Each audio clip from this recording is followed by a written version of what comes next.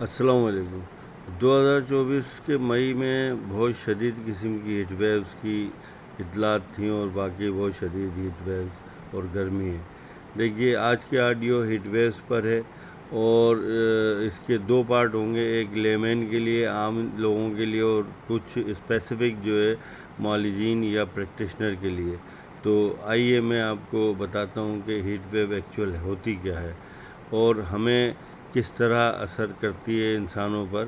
اور یہ ایک سوال بہت اہم جو ہے سامنے آیا تھا کہ ہیٹ ویو میں ڈائبٹک پیشنٹ اور ایلڈر پیشنٹ یعنی بوڑھے لوگوں پر کتنا اثر ہوتا ہے اور زیادہ اثر کیوں ہوتا ہے۔ تو لیجیے میں بتاتا ہوں آپ کو۔ دیکھیے دوستو، یہ پہلا پارٹ ہے اور عام لوگوں کے لیے ہے، یہ اسپیسیفک ڈاکٹرز کے لیے نہیں ہے، لیکن ڈاکٹرز بھی اس سے فائدہ اٹھا سکتے ہیں۔ جیسا کہ آپ تمام لوگوں کو پتہ ہے کہ ہیٹ ویوز میں جو ہے ہیٹ اسٹروک ہونا یا سن اسٹروک ہونا یا ہیٹ ایگزاشن، یہ بہت زیادہ نقصان دہ ہوتا ہے اور بوڑھے لوگوں کو زیادہ متاثر کرتا ہے۔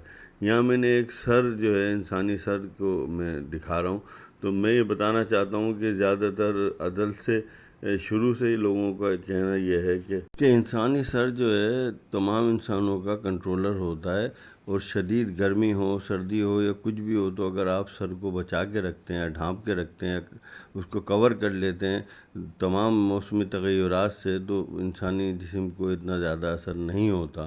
لہذا گرمی میں کوئی بھی کپڑا، بہت شروع سے آپ نے دیکھا ہو بوڑھے لوگ جو ہے کپڑا ڈال کے رکھتے ہیں۔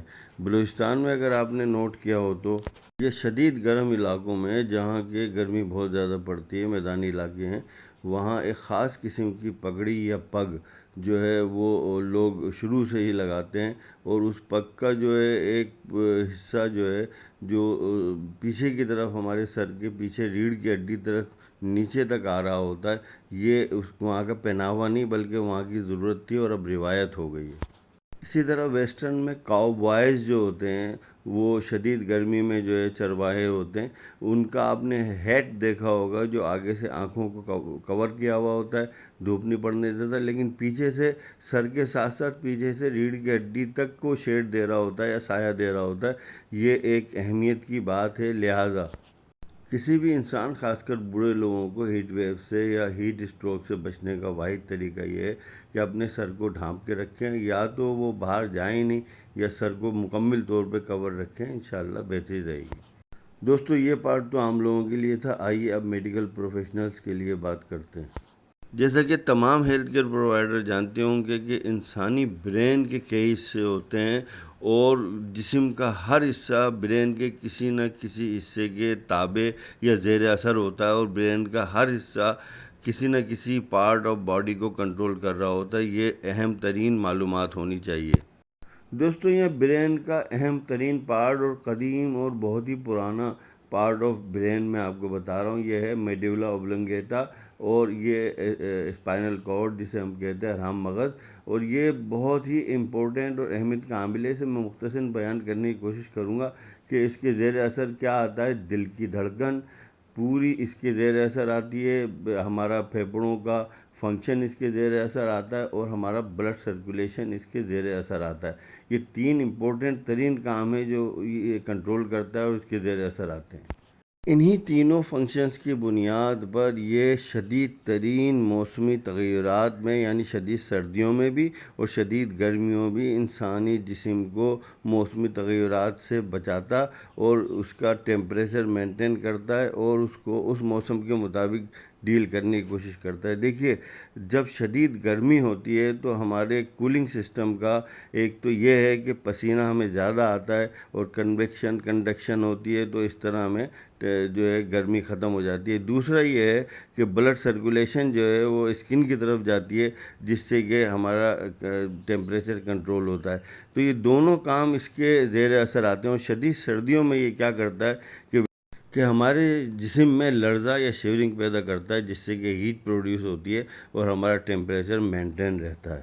سردیوں میں اسکارف باندھ کے یا مفلر لپیٹ کے، اور گرمیوں میں پگڑی یا وہ صافے کا جو ہے ایک سرا اس پر ڈال کر ہم اس کو فنکشنل رکھیں گے، اور جب تک اس کو فنکشنل رکھیں گے اور اسے بچائیں گے اور یہ فنکشنل رہے گا تو ہمارے ٹیمپریچر کو مینٹین رکھے گا۔ سب سے امپورٹنٹ بات یہ ہے۔ تو اب ہم بات کریں گے برین کے سب سے امپورٹنٹ پارٹ یا برین کے بھی برین کی، یعنی کہ آپ تمام لوگوں کو پتہ ہی ہوگا کہ انڈوکرائنل گلینڈز میں سب سے اہم ترین گلینڈ یا کنگ گلینڈ جو ہوتا ہے وہ پیچیٹری گلینڈ کہلاتا ہے، جسے عرف عام میں شاگدہ یا بادشاہ کا دودھ بھی کہتے ہیں۔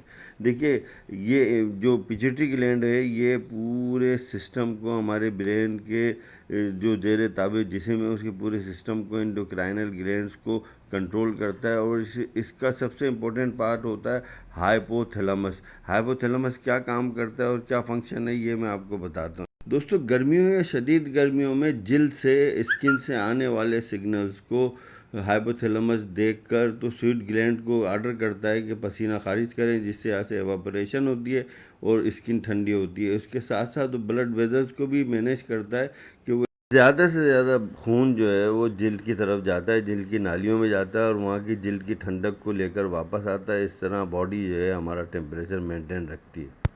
یہی نہیں دوستو، یہ برین میں سرخ کا چھوٹا سا اسپاٹ دکھنے والا اینڈوکرائن یا ہائپو تھیلمس جو ہے ہمارے میٹابولزم سسٹم کو بھی بہت زیادہ کنٹرول کرتا ہے اور آنے والے سگنلز کو بھیجتا رہتا ہے کہ پیاس اور بھوک کا احساس رہتا ہے۔ یہ جو ہے ہماری انسولین کو کنٹرول کرتا ہے، لیپٹن کنٹرول کرتا ہے، گلوکاگان کو کنٹرول کرتا ہے، اور یہ بہت زیادہ جسم کے مطابق جو ہے انسولین یا گلوکاگان کو سیکریشن کرتا ہے۔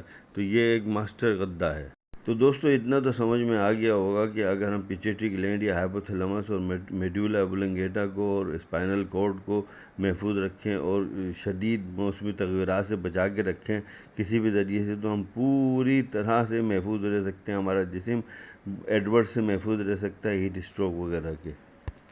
آئیے دوستو اب اس لیکچر کا سب سے اہم ترین پارٹ یا اہم ترین سوال جو کیا گیا تھا کہ ہیٹ اسٹروک ڈائبٹک پیشنٹس کو یا بوڑھے لوگوں کو زیادہ متاثر کیوں کرتا ہے۔ اکثر دیکھا گیا ہے کہ ڈائبٹک پیشنٹ کی ہیٹ اسٹروک کی وجہ سے موت واقع ہو جاتی ہے۔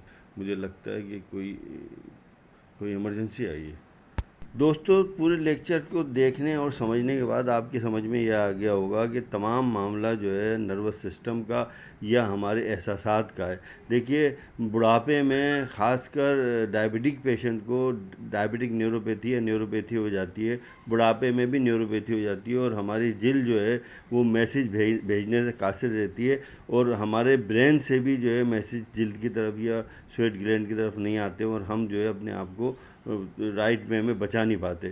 جہاں بڑھاپے میں تمام اعضاء متاثر ہوتے ہیں وہیں یادداشت کا بھی معاملہ پیدا ہو جاتا ہے اور ڈیمینشیا الزیمر ہو جاتا ہے، جس کی وجہ سے بوڑھوں کو یہ نہیں پتہ ہو پاتا کہ ہم ڈی ہائیڈریٹ ہو رہے ہیں، یا ہم نے پانی پیا بھی ہے نہیں، ہم نے کھانا کھایا بھی ہے نہیں، یا ہم نے پراپر وے میں دوا لی بھی ہے یا نہیں، چاہے ڈائبٹیز کی ہو یا بلڈ پریشر کی ہو۔ تو یہ بھی ایک اہم وجہ ہے۔ اور دوسرے ڈی ہائیڈریشن میں گلوکوز لیول بہت زیادہ بڑھ جاتا ہے ریئیکٹیو طریقے سے، اور بہت زیادہ ہائپر گلائسیمیا ہو جاتا ہے، اور مریض کو ہم مزید جو ہے گلوکوز وغیرہ پلا دیتے ہیں، اس طرح ہم اس کو مشکل میں ڈال دیتے ہیں۔ امید ہے آپ تمام لوگوں کو لیکچر سمجھ میں آیا ہوگا اور اچھا لگا ہوگا۔ اگر سمجھ میں آئے تو آپ دوسروں کو بھی یہ لیکچر شیئر کریں تاکہ ان کو بھی فائدہ ہو، اور اس چینل کو ہو سکے تو لائک اور کمنٹ ضرور کر دیں، سبسکرائب کریں یا نہیں کریں۔